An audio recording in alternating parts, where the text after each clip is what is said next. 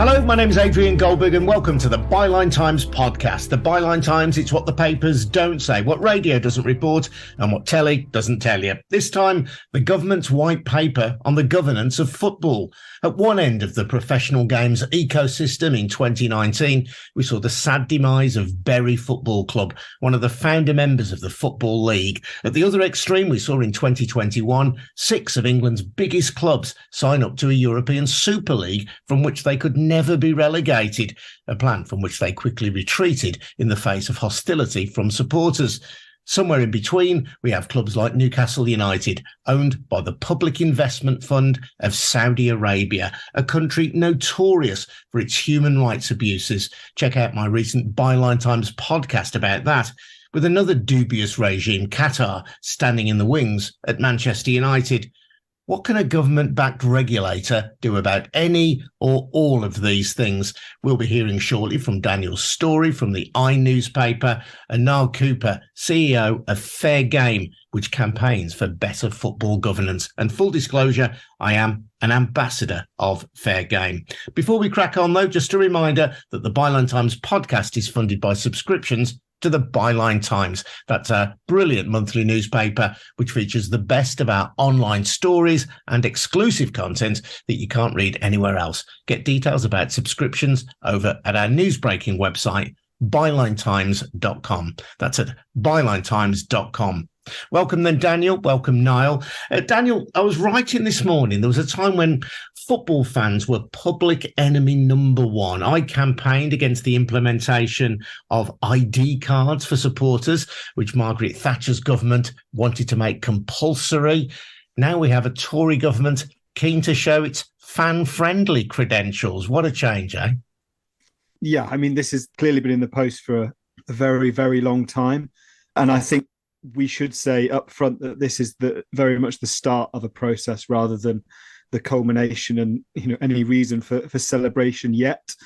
But it is a step in the right direction. The premises mentioned in that white paper are for the good. It's not, I don't think it quite goes as far enough as we'd maybe hoped, but I think it probably goes a long, long way further than we'd feared, put it that way. And in terms of what might appear to be small things, but which matter enormously to supporters, like the name of a football club, the colour of its kit, where it plays, the white paper proposes that there would be powers given to a regulator to ensure that supporters would have to be consulted on those changes. And it also adds an element of ongoing assessment, which I think we've been crying out for far, far too long. Whether or not you consider that the current owners and directors test is fit for purpose or not, and personally, I don't think it is. The lack of any ongoing assessment and therefore kind of mediation between stakeholders in that football club we've been absent for that. It's sad that we need this, but we've had situations with football clubs being bought through leveraged debt. We've had situations where owners have changed the colour of the kit and changed the badge without consultation. And that's brought us to a point where now that needs to be regulated. I mentioned some of what might seem, Niall, to be the smaller things, although I recognise as a football fan myself, these are actually quite massive things, the colour of your kit and where you play and so on. What about the bigger issues of governance? Yeah, I mean, we haven't seen that for a long time. And that's the problem when you start looking at how clubs have been able to be a bit more reckless when it comes to overspending and how they have had that ability to be kind of not caring about the history and traditions of their club. And that's the bit that we really need to bring in. When you look at Sport England, they've got a very good code that operates for loads of other sporting clubs. And replicating that for football is something that's been recommended in the white paper. And again, is long overdue. I mean, what is good about the white paper is it does spell out a whole load of things that needed to be reformed and putting all in one place. There are going to be a load of owners that are going to be thinking, kind of being really worried about all of this because there's loads of stuff that's going to come in. But actually, what it means is better scrutiny. It means more well-run clubs. It means clubs that are going to become more sustainable long-term. And it means we don't go through this kind of reckless cycle where you have a number of clubs that live hand to mouth or basically don't live at all. And that's where I think we're going to be seeing significant changes. There are weaknesses in it. I have concerns about how much teeth the regulator is going to have.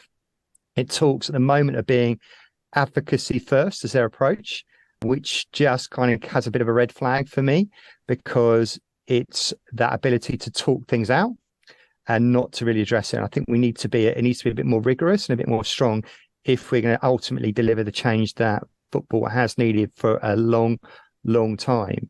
And I don't think anybody should be scared of something that's actually going to have that scrutiny and the transparency that is required to make sure that actually it's well run. That's what you'd expect from any business in any other sector. And I don't think football, when it comes to governance, should feel like it's immune from that.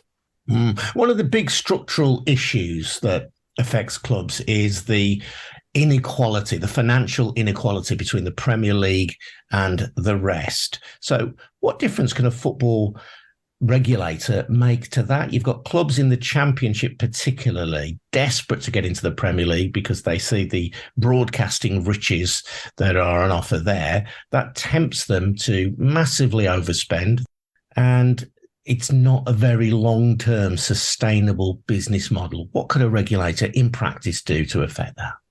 I think this is one of the big problems of the proposals. Is at the moment it's saying when it comes to the financial flow in football that decision needs to rest with the football authorities. And when it talks about the football authorities, it actually really means the Premier League.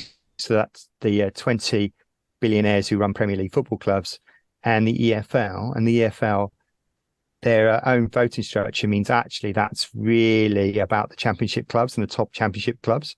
So you're not really talking about a holistic view about what needs to be addressed within football. And it doesn't really encourage culture change.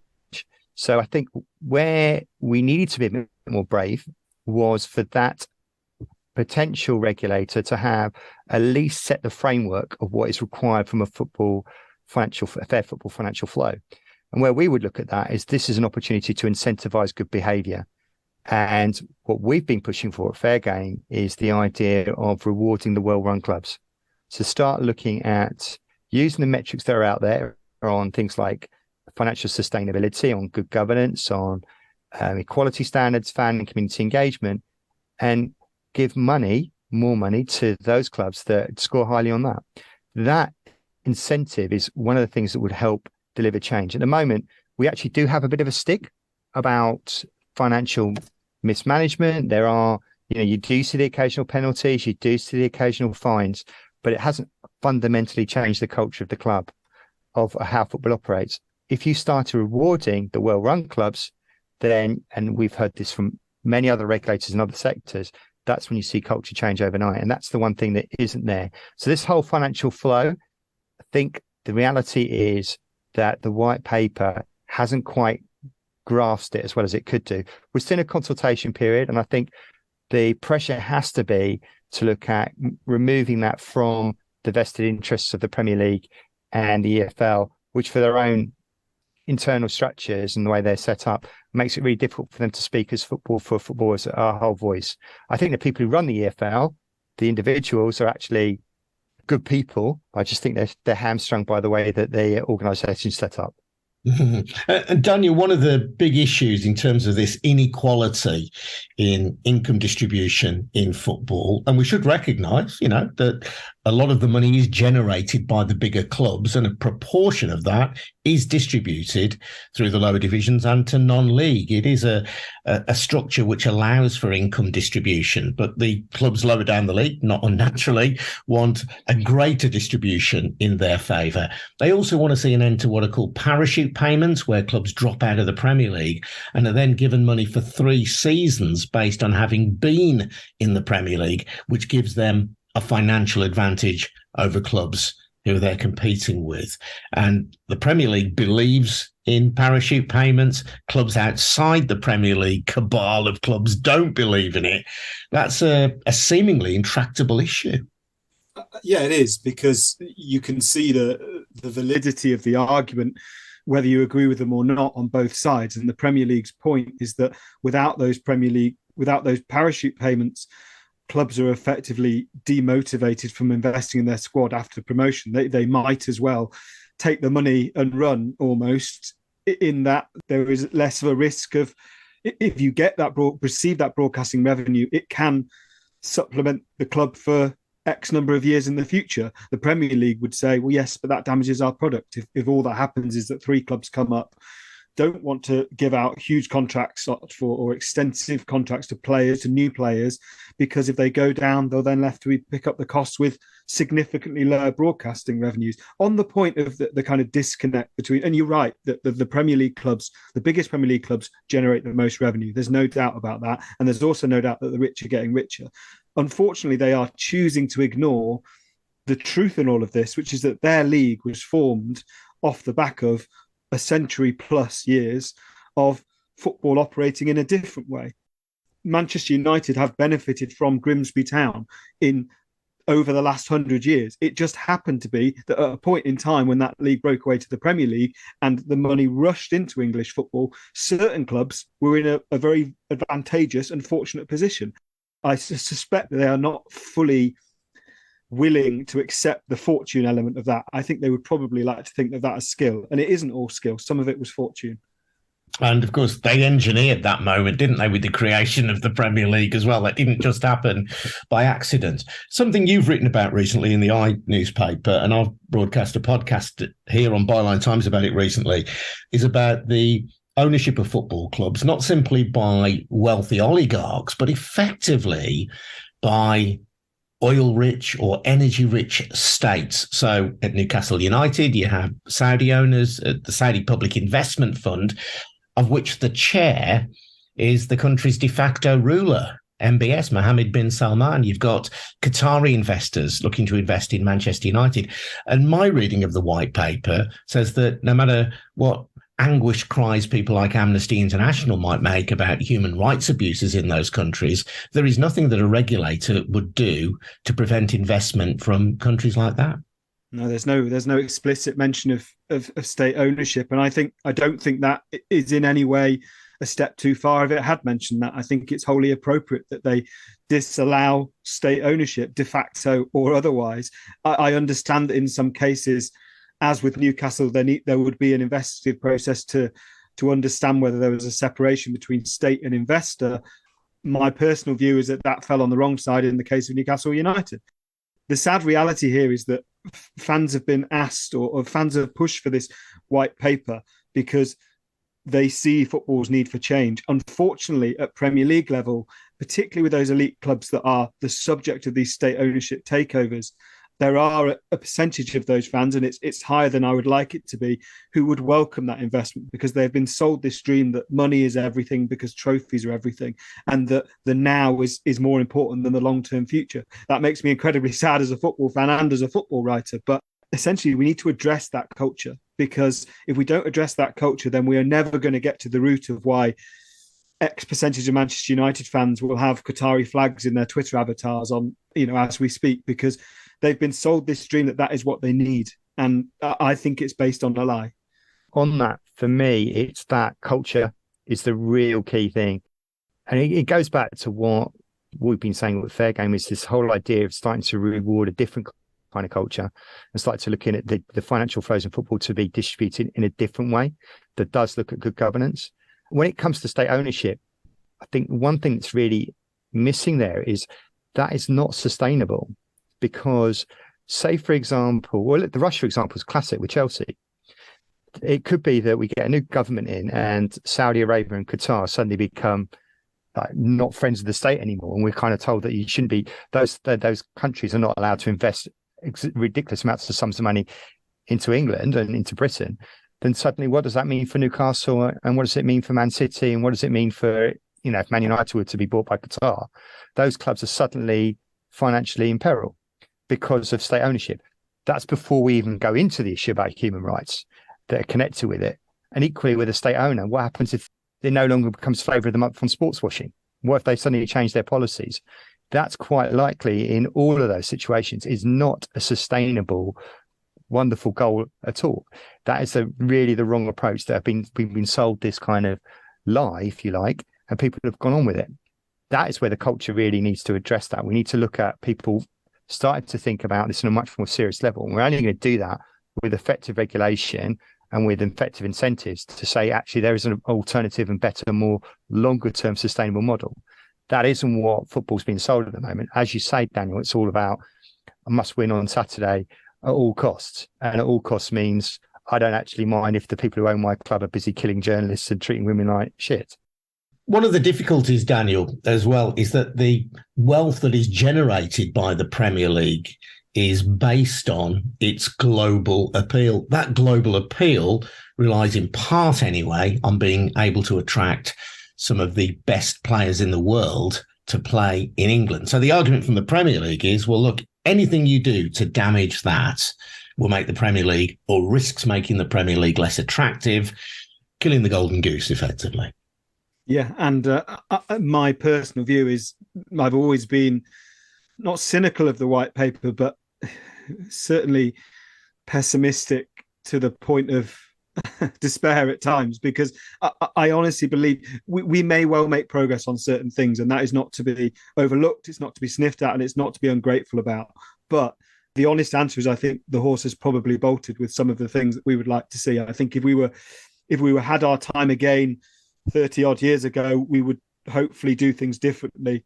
It's very hard to put that cat back into the bag now because, as you say, these clubs are incredibly powerful. The ray of light is they are not as powerful as they thought they were in terms of public sway. If we talk about the European Super League attempted breakaway, they got a fright at that point. I don't think it made it go away forever. I don't think it made them consider that they need to be shy for the next 5, 10, 15 years. But it did act as a reminder that they are not omnipotent, which is a good thing. But they are incredibly powerful, and the Premier League is incredibly powerful. And it's a very difficult sell to supporters to say this group of other clubs rely upon us being more generous is the wrong word, but sharing our wealth more, redistributing what we believe is ours, because the game relies on that. It is becoming a more and more difficult sell to more and more supporters every year, and that's a very hard thing to wrestle with. One big issue, it strikes me, with a regulator, Niall, is what do you do when a football club is in the throes of being badly run? So supporters of my club, West Brom, are planning a march against the club's current owners, Gurchan Lai, at a forthcoming game. Supporters of a club down the road from me, Birmingham City, are concerned there's an EFL investigation into the ownership of Birmingham City. And these are not isolated cases. Now, if a football regulator decides that a club is being poorly run within the terms that it sets as a regulator, what can it do? Isn't there a risk that by issuing points deductions, for example, that you harm the supporters, you harm the fabric of the football club, whilst doing nothing to punish the rogue owner? Yeah, I mean, what you're looking at is two things here, Adrian. One of which is they are looking at the concept, and I know it's been mooted, almost putting football clubs into a kind of special measures about looking at how that structure and that governance of that club operates is one of the things that's been mooted in the background. The big key and the difference is that we haven't had real-time financial reporting. We haven't had that kind of early scrutiny. We're in a situation where there's a number of clubs that it's, like Daniel says, if we had that time again, we would, set them up slightly differently. We'd have been doing these things slightly differently. So in the case of West Brom and Birmingham, it's kind of like the white paper and the independent regulator is arriving about 2 or 3 years too late. But there is that element of going, right, if we can put these processes in place. So if there had been good governance, if there had been real-time financial reporting, if there had been incentives for better being well run, then what's happening at West Brom, what's happening at Birmingham City probably would not have happened. That's the key that we need to look forward. What it means that what happens now, we've not got a regulator in place now, so we're relying on the existing structures to try and sort it out.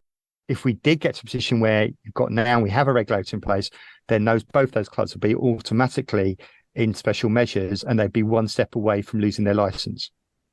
But if you lose your license, does the club lose its place then in the football pyramid? In theory, that's exactly what would happen. And this that's my point, isn't it? Is that of course, the owner who may well have a financial interest in the club could potentially lose out if that happens. But of course, it's the supporters who ultimately lose out and who would care about losing out in the longer term if that happens. This is where one of the things you talked about, the preferred bidder approach. So who's the people that can step in to take place? This is the bit about shadow boards, and where you kind of look at, well, is there a legitimate supporter organisation? Is there a legitimate alternative that can step in at those places? And that's where you need to have that. When it comes to a shadow board, which is a still model, I think needs to be fleshed out and perfected, but it would be, do those people have that skill set to take over a football club? Because there's no point having a fan group coming in and taking over a football club if they haven't got the skills to run a football club. But you can provide that support, you can provide that training, that ability to make sure those people can step in. And I think that's probably where we need to move towards.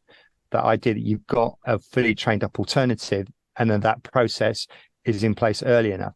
Because what's happened too often is that we've got to a minute to midnight where there's been either somebody comes in or the club goes bust, and they've just basically taken anyone. We need to be in that situation, Adrian, where we're not making those decisions at minute to midnight. We're making those decisions 6 months out or a year out, so that we've got the right people coming in place to take it.